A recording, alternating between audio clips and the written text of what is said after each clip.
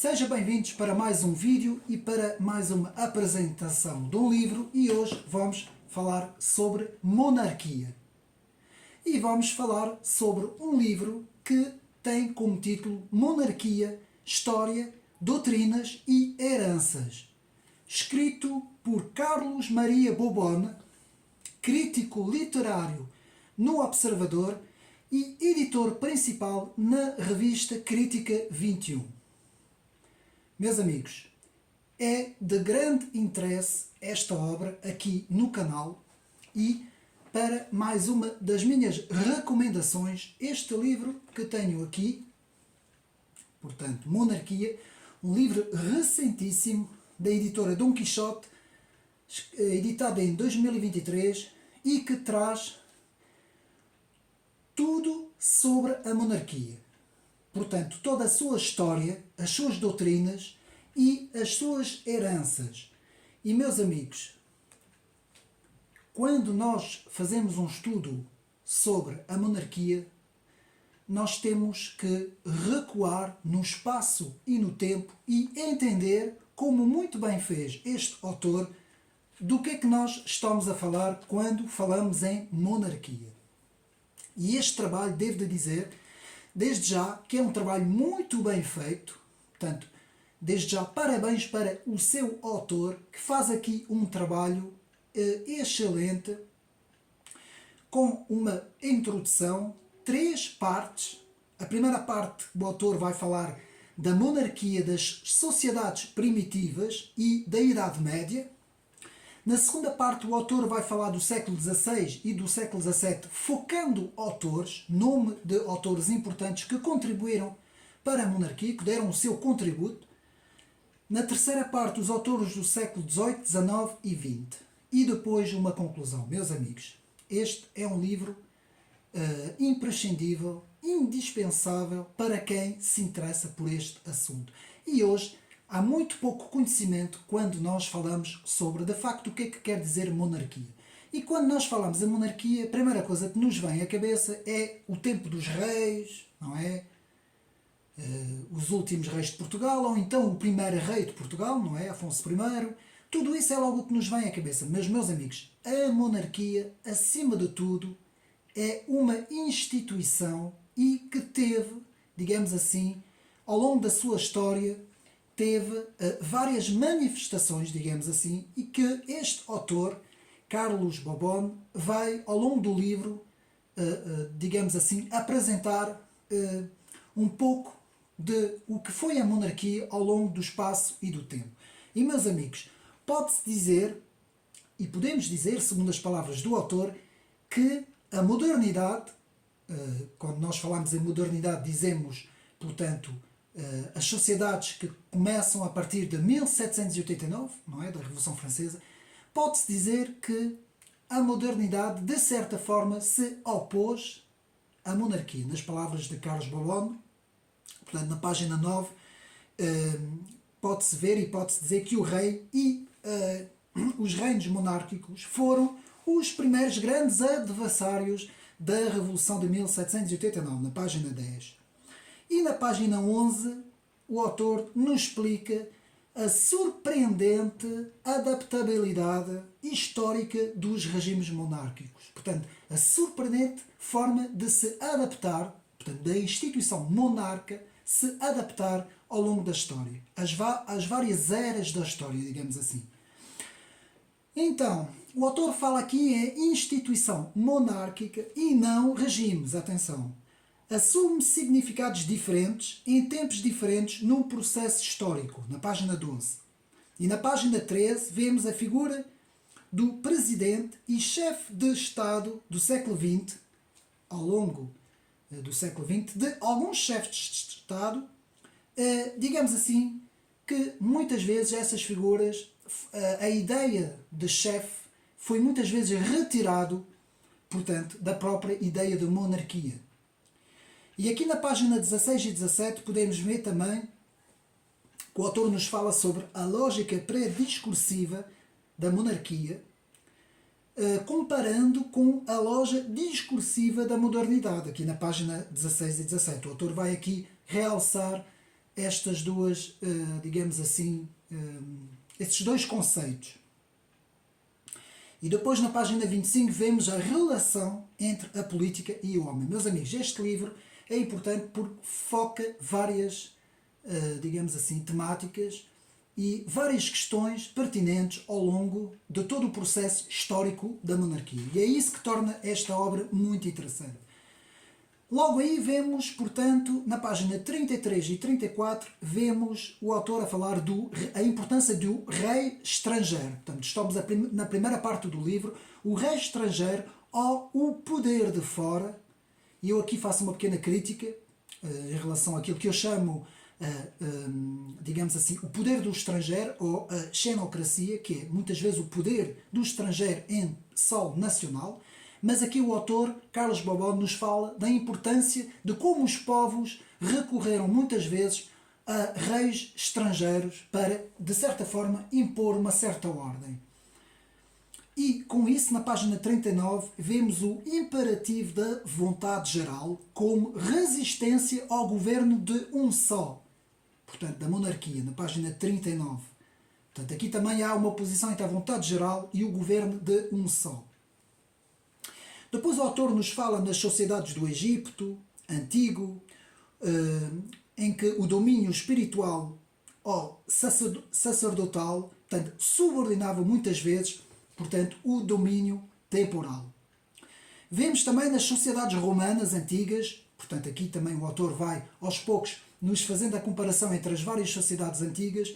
Portanto, nas sociedades romanas antigas também podemos ver o domínio temporal subordinado ao domínio espiritual. Aqui vemos um inverso em relação à sociedade do Egito, na página 46. Depois vemos também na página 53 a relação entre a monarquia egípcia e o sagrado.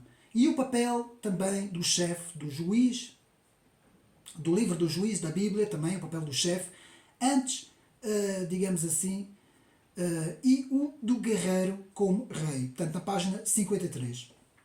Nas sociedades antigas, o autor nos fala sobre a importância também do livro dos juízes antes de haver o rei e depois nos livros que seguem da Bíblia, quando o povo hebreu então vai eleger o rei, não é? Nesse caso, portanto, como nós sabemos a história de Saul e depois de David, não é? E a importância do povo querer um rei, mas também a importância de que, de facto, o rei era simbolizado muitas vezes como sendo o próprio Deus que guiava o povo, não é? Isso é muito realçado nos livros de Gênesis e Êxodo, não é? Com o próprio Moisés, que era visto assim, e também até no próprio tempo de Abraão. Portanto, aqui na página 54 vemos a ideia da Bíblia, do livro da Bíblia dos Juízes, como nós podemos ver, de que rei só podia ser Deus, como disse, e não o homem, página 54. Depois, o rei bíblico no Antigo Testamento como intérprete de Deus, como eu disse, na página 54, que era chamado uma monarquia bíblica. O autor vai fazendo então todo o, digamos assim, o traçado, digamos assim, histórico da instituição monárquica ao longo da história. Depois, então, o autor passa para as sociedades da Grécia Antiga, em que vemos a democracia ateniense, é mais oligárquica que democrática. Na página 77, o autor aqui nos faz uma pequena descrição da democracia ateniense. Foca também o próprio filósofo Platão na origem do idealismo e Aristóteles na origem do realismo. Página 77. Portanto, podemos ver aqui duas vias políticas que vão influenciar toda a política ocidental. Página 77. Este livro é muito bom, meus amigos. Faz aqui um resumo excelente de toda esta história no espaço e no tempo. Depois temos na página 78 a importância da ideia da hierarquia na formação das sociedades monárquicas, a importância, portanto, da hierarquia. Na página 82 vemos a degeneração dos regimes políticos, muito interessante também em termos de ciência política. E depois na página 85 vemos a ideia vantajosa, mas também perigosa, da monarquia na visão romana. Muito interessante esta visão também nas sociedades romanas. Depois vemos aqui na página 86 a conquista de Roma, a Itália, conseguida pela monarquia, página 87. Depois a ideia de monarquia nos romanos, página, portanto, 88. A inspiração romana, 86 e 87. E depois na página 101 vemos a fonte de legitimidade, está nas leis justas e não na dos homens. Podem ser, de facto, as últimas barreiras contra a própria monarquia. As leis justas podem vir tanto da República como da monarquia. Página 101. Na página 102 vemos a ideia romana de rei como representante, não esquecendo que as sociedades romanas tiveram um importante papel no direito, digamos assim, no direito administrativo, ou seja, na origem do direito administrativo. Depois vemos aqui na página 107 e 108, vemos como os contos populares e as lendas dos cavaleiros entraram no imaginário popular para consolidar os regimes monárquicos. Aqui é muito importante também, portanto, digamos assim, esta pequena visão de todas essas histórias que nós conhecemos, não é? Dos cavaleiros, não é? Esses contos e essas lendas da Idade Média, como ajudaram também a formar o nosso imaginário em relação à monarquia. Depois, na página 107 e 108, vemos a monarquia e a Idade Média. Aqui vamos ter todo um realce do autor, toda uma descrição do como é que foi a monarquia, digamos assim, como foi encarada a monarquia ao longo de toda a Idade Média. Portanto, vemos aqui na página 103 a importância da terra, a essência do espírito romano quanto às monarquias medievais, página 122. Vemos a questão do poder temporal subordinado ao poder espiritual, não é? Portanto, vemos aqui, por exemplo, um autor, Jonas de Orleans, no seu estudo de Institutos Regia, página 127. Vemos também, muito interessante, o conceito de soberania de Jean Bodin. E eu aqui no meu canal já fiz a apresentação dos 6 livros da República de Jean Bodin e a importância do estudo sobre a soberania. Quem quer estudar sobre o conceito de soberania, aqui na página 143, a soberania absoluta e eterna, portanto os 6 livros da República, muito interessante aqui. Depois o autor vai nos falar na página 144 a soberania dos reis.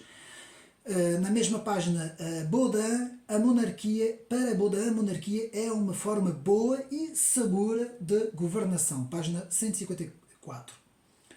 Depois passamos então para Benigno Bossuet, muito importante este autor, não é? Que escreve Política tirada das Sagradas Escrituras, aqui na página 157, que nos fala sobre a religião é que dá a completude ao poder, dá uma certa completude ao poder, portanto, de Jacques Benigno de Bossuet, que foi um autor importante, digamos assim, para, digamos assim, compreender o conceito de monarquia também, a chamada monarquia divina, principalmente neste livro importantíssimo, Política tirada das Sagradas Escrituras. Também podem ir ao meu canal, que eu tenho o pequeno resumo dos trabalhos de Bossuet e a importância de Bossuet.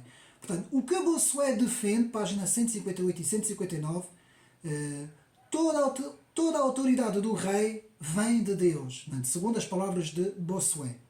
Depois vemos aqui na página 175 as virtudes da soberania popular procuraram, a partir do exemplo americano, agora aqui já passamos para a Revolução Americana, temperá-las com as virtudes monárquicas. Vemos também isso na Constituição norte-americana e toda a história, não é, a partir do século XVII, das colónias americanas, que também elas, mesmo se opondo, digamos assim, à monarquia britânica, o importante papel que retiraram também da ideia da monarquia para a formação do futuro Estados Unidos da América, não é?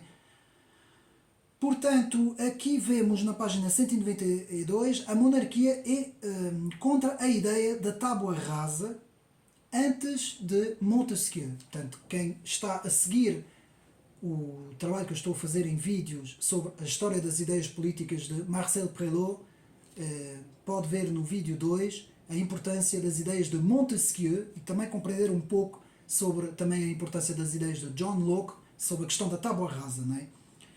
E aqui vemos também a honra da monarquia em contraste com a virtude democrática, não é? Página 192 e 93. Na página 195 vemos o espírito das leis de Montesquieu, mostra que o governo monárquico é o único tipo de governo que tem propriamente espírito. Página 195. Depois passamos para Barruel, o abade Barruel, que teve um importante papel e que escreve também a justificação do poder monárquico contra a obra maçónica da Revolução. Página 201. Também no meu canal podem ver que eu faço também um trabalho sobre o abade Barruel, não é? Augustin Barruel, que vai ter um importante papel contra as ideias do século XVIII, as ideias maçónicas, não é?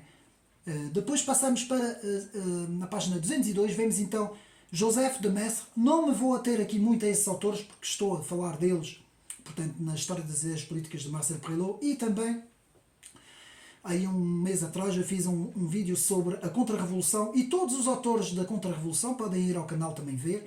E aqui vemos o autor que nos fala bastante de Joseph de Maistre, o grande defensor da monarquia tradicional, página 202, há todo um capítulo sobre ele. Portanto, Joseph de Maistre contra o espírito da razão iluminista, página 210. A origem da soberania a Deus e aos costumes, página 215, Joseph de Maistre.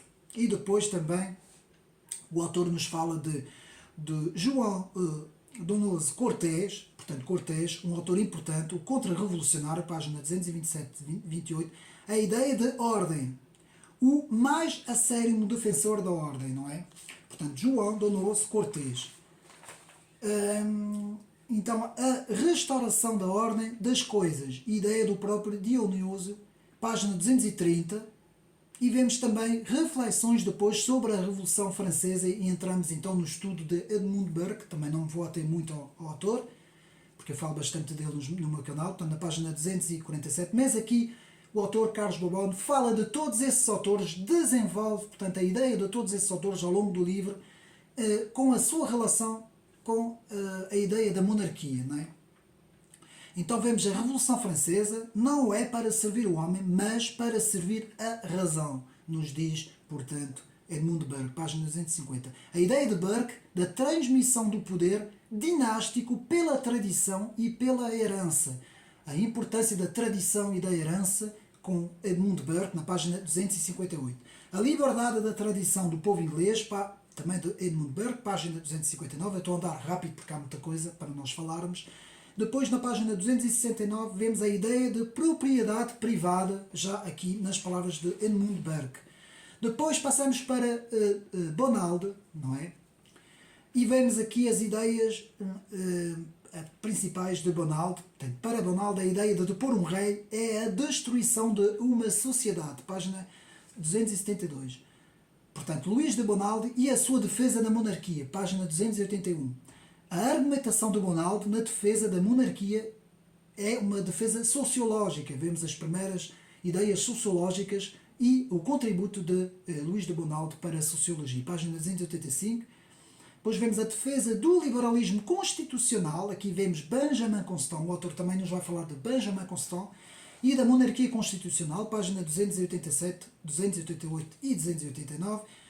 E vemos o grande livro também, que podem ir ao meu canal, que eu também já fiz o resumo, A Liberdade dos Antigos, comparada à Liberdade dos Modernos, de Benjamin Constant, que seria, então, o grande inventor do chamado liberalismo clássico, ou o liberalismo puro, como alguns cientistas políticos chamam. Depois vemos a Teologia Política de Carl Schmitt, muito importante, também podem ir ao meu canal, que eu também tenho o resumo da obra de Carl Schmitt, O Amigo vs o Inimigo, e o livro O Partisan, a importância deste livro, página 300 e 304.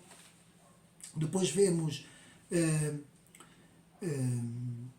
Os Desenraizados, de Maurice Barrès, o grande nacionalista francês e escritor Maurice Barrès, com o seu trabalho Os Desenraizados, a importância que teve este trabalho também para o conceito de monarquia e o princípio do governo de um só, do apelo à terra e aos mortos, e a síntese do sentimento do povo também no boulangismo, no general Boulanger, aí no final do século XIX, a importância que teve em França este episódio, mesmo ao cair do pano do caso de Dreyfus, portanto, o general Boulanger, e a importância também de um chefe de Estado, a figura carismática de um chefe de Estado, também visto pelo próprio conceito de monarquia. Portanto, a soberania como contributo interessante de Carl Schmitt, como ideia da monarquia, página 314.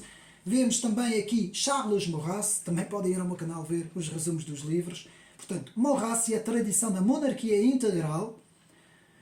Portanto, a monarquia nacionalista e racionalista e toda a influência das doutrinas como o positivismo, o racionalismo, algumas ideias muito interessantes que ajudaram a fazer de Maurras alguém diferente dos defensores até aí que defendiam a monarquia, não é? Desde Joseph de Maistre e até desde Bossuet. E aqui vemos uma inovação em Charles Maurras que vai falar na razão, vai falar, portanto, algumas ideias do positivismo e no integralismo monárquico, que depois ajudaram a influenciar a ação francesa também, em Portugal também a monarquia, o integralismo lusitano, que teve grandes influências do próprio Charles Maurras. Vemos aqui a monarquia clássica e racional contra o romantismo alemão, Charles Maurras, que rejeita a tradição alemã e abraça o racionalismo positivista e o catolicismo institucional. Maurras não era propriamente um crente, não ligava muito aos evangelhos, nem à própria Bíblia, nem sequer ligava muito a estes, para ele eram uns desconhecidos discípulos evangelistas que escreveram os evangelhos, mas sim Maurras queria falar da questão institucional do catolicismo, da importância da religião católica para, digamos assim, consolidar a monarquia francesa e a pátria francesa, não é? Então vemos o seu livro principal de Charles Maurras também muito importante para as questões monárquicas, como Inquérito sobre a Monarquia, Charles Maurras, página 328, Enquête sur la monarchie, em francês, não é? Em que Maurras nos vai falar em três grandes ideias, portanto, a unidade, a razão e um integrismo, depois chamado integralismo, digamos assim.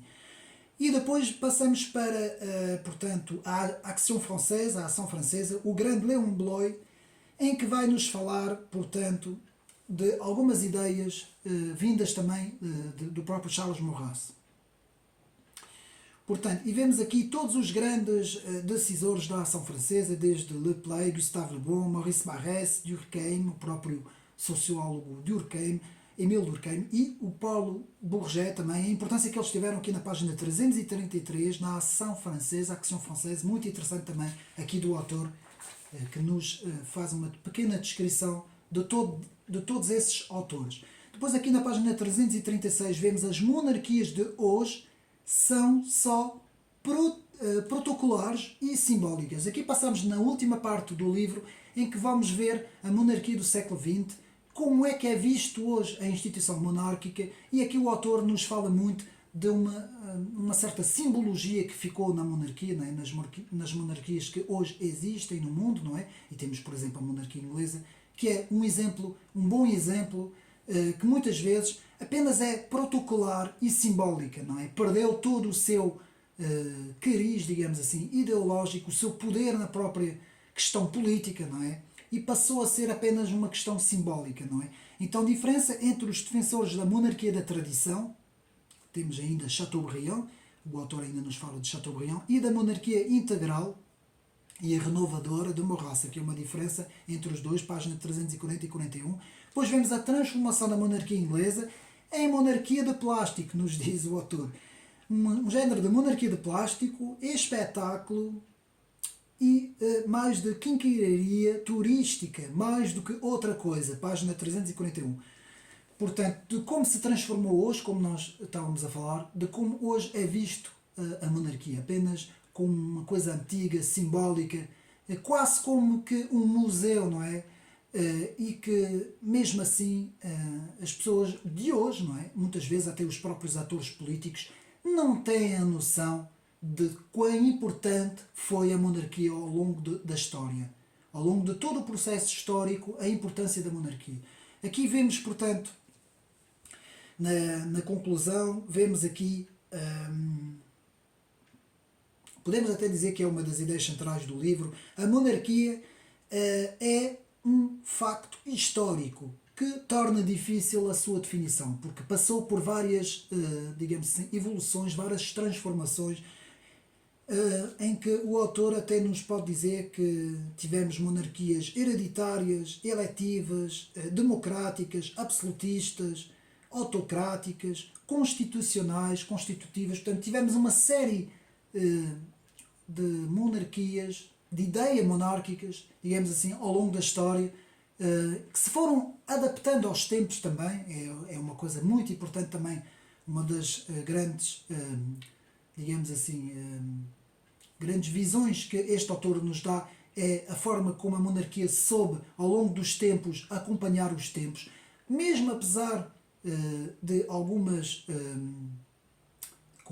alguns casos, como foi a Revolução Francesa, não é? Alguma rejeição das sociedades modernas da ideia da monarquia. E aqui na página 354 vemos, portanto, o que fez recuar a ideia de tradição e monarquia na Europa teriam sido as ideias filosóficas iluministas, principalmente as ideias de Rousseau e do próprio coletivismo progressista, página 354, que de certa forma fez recuar um pouco a ideia de monarquia. Muito interessante também aqui todas essas questões que o autor aqui nos fala, não é? Portanto, este livro, o que dizer então deste livro? Bom, meus amigos, pegando agora aqui no trabalho, fazendo um pouco o resumo, portanto, temos uma boa descrição da monarquia nas sociedades primitivas e em toda a Idade Média. Vemos principalmente a monarquia, o helenismo, a Grécia Antiga, as ideias da monarquia nas sociedades romanas e depois na Idade Média. Pois, sem sombra de dúvida, Jean Bodin, aqui uma importância muito grande, as ideias da soberania de Jean Bodin, as ideias de Bossuet e as virtudes da monarquia, a monarquia do direito divino. Vemos também as ideias importantes na Revolução Americana, não é? Principalmente na Declaração Norte-Americana, 1776, e as ideias importantíssimas que elas tiveram. Vemos também as ideias de Montesquieu, dans l'Esprit des lois, o espírito das leis, o Barão de Montesquieu, e a importância que Montesquieu também atribuiu à própria ideia de monarquia e a sua admiração pela monarquia inglesa, não é? Pelo constitucionalismo inglês. Depois vemos aqui muito bem Joseph de Maistre e a providência, a filosofia da providência, portanto tudo isso eu explico nos meus vídeos também, as ideias da providência, não é? Da doutrina da providência. Depois temos aqui Donoso Cortés e a ideia da ordem, muito bem aqui também tratado. Eu estou a fazer assim um resumo rápido daquilo que falamos. Edmund Burke, não é? O grande defensor da tradição, talvez o maior defensor dentro do conservadorismo. Eu não me canso de dizer que todo conservador tem como seu centro as ideias de Edmund Burke. E aqui muito bem Edmund Burke, que estrutura o seu pensamento contra-revolucionário, enfatizando a ideia da monarquia. Depois temos Luís de Bonald também, e a sociedade monárquica, as ideias bastante minuciosas, como eu costumo dizer, de Luís de Bonald, que era um sistemático nas ideias, ao contrário do Joseph de Maistre, que era mais idealista nas ideias, mais esotérico, mais providencialista, digamos assim. E aqui muito bem Luís de Bonald. Depois temos Benjamin Constant e a monarquia constitucional. É importantíssimo na história das ideias estudar Benjamin Constant e a questão do constitucionalismo. Depois temos Maurice Barrès, a questão do nacionalismo. Barrès, como sabemos, que continua a ser republicano, ao contrário do Charles Maurras, não era muito afins das ideias monárquicas, mas dá uma importância muito grande na questão, na própria questão da terra, não é? Da nação, da pátria. Tudo isso Maurice Barrès vai buscar, e o próprio depois Charles Maurras, que começou por ser discípulo de Maurice Barrès, mas que depois afastou-se no seu pensamento, e temos toda a construção teórica de Charles Maurras, digamos assim, na monarquia integral, e depois de toda a sua ação ideológica que vai ter na Action Française e todos os autores da Action Française. Depois, por fim, temos as representações e as simpatias que a monarquia, digamos assim, legou, digamos assim, como herança às sociedades do século XX, e a conclusão também. Devo de dizer desde já que este livro é um livro importantíssimo. Mais uma vez, parabéns pelo autor, o autor Carlos Bobone, não esquecendo, editor da revista Crítica 21, desde já também dou os parabéns por esse trabalho, ser uma bufada de ar fresco no meio conservador, essa revista Crítica 21, e também um autor que já tem outros trabalhos, não é? A Religião dos Livros, um autor, portanto, que tem alguma experiência, principalmente em livros, não é? Tem uma vasta experiência. Aqui o autor é um alfarrabista também, digamos assim, crítico literário também no Observador. Portanto, Carlos Maria Bobon é a pessoa indicada para este trabalho, que desde já parabenizo como um excelente trabalho. Parabéns. Faltava esta obra em Portugal e é bom que haja trabalhos desses escritos em português. Para quê? Para que o meio também, dentro das ideias, o meio português, o meio conservador português e todos aqueles que se interessam por história também, possam ter aqui, digamos assim, este tipo de trabalho para poder ler e estudar e aumentar os conhecimentos, meus amigos, porque ao lermos estes livros nós aumentamos o nosso conhecimento e muitas vezes no meio conservador, o meio conservador precisa cada vez mais de estudos, de leitura, digamos assim, e de consolidar os conhecimentos para estar bem preparado e melhor preparado para todos os desafios e para estes combates do século XXI. Nós estamos a ter combates, meus amigos, importantíssimos, não é? Na nossa sociedade. Nós todos os dias vemos o que é que se passa à nossa volta, como a desconstrução está a ocorrer nas nossas sociedades, estão a desconstruir o conceito de família, não é? O conceito de família tradicional, estão a desconstruir o próprio ensino, o próprio conhecimento nas escolas, não é? Nas escolas, tanto as escolas básicas, secundárias, como até no ensino universitário, há uma desconstrução do conhecimento, principalmente no que diz respeito à história, não é? Há uma invasão de correntes ideológicas dessas extremas esquerdas, não é? Que estão a invadir, e hoje agora na Europa, isto começou tudo nos Estados Unidos, mas na Europa cada vez mais estamos a ser, digamos assim, bombardeados por essas ideologias, meus amigos, e convém estarmos preparados, e estes livros são exatamente o tipo de livro que nós precisamos. Não me canso de dizer, estudarmos as obras dos autores, os grandes autores, estudarmos as obras de história, tentarmos perceber os fenómenos, como é que eles começam no espaço e no tempo. É muito importante não cairmos naquilo que hoje acontece, que é a emoção, não é? Hoje na comunicação social é tudo emoção do momento, não se quer estudar os fenómenos, quer-se viver o momento e a emoção do momento, e depois as pessoas não conseguem compreender absolutamente nada, vão atrás das modas, vão atrás do politicamente correto, e depois tudo isso reflete-se em decisões políticas que nós vemos, não é? E depois o que é que acontece com isso tudo? Cresce a corrupção, cresce a desconstrução de todas as ideias, digamos assim, cresce a ignorância, cresce a estupidificação, é mesmo esta palavra que eu vou aqui impregnar, a estupidificação das populações que nada sabem, apenas sabem aquilo que lhes metem à frente.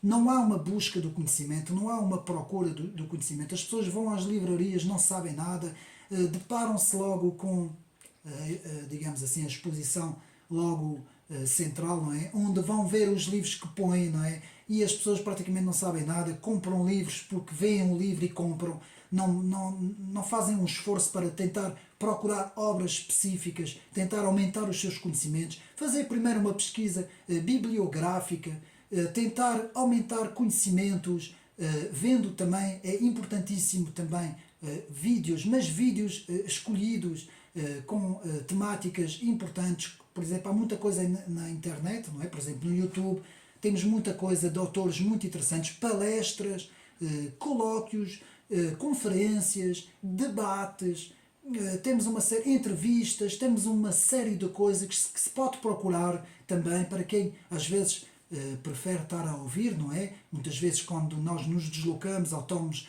à noite já deitados, não é?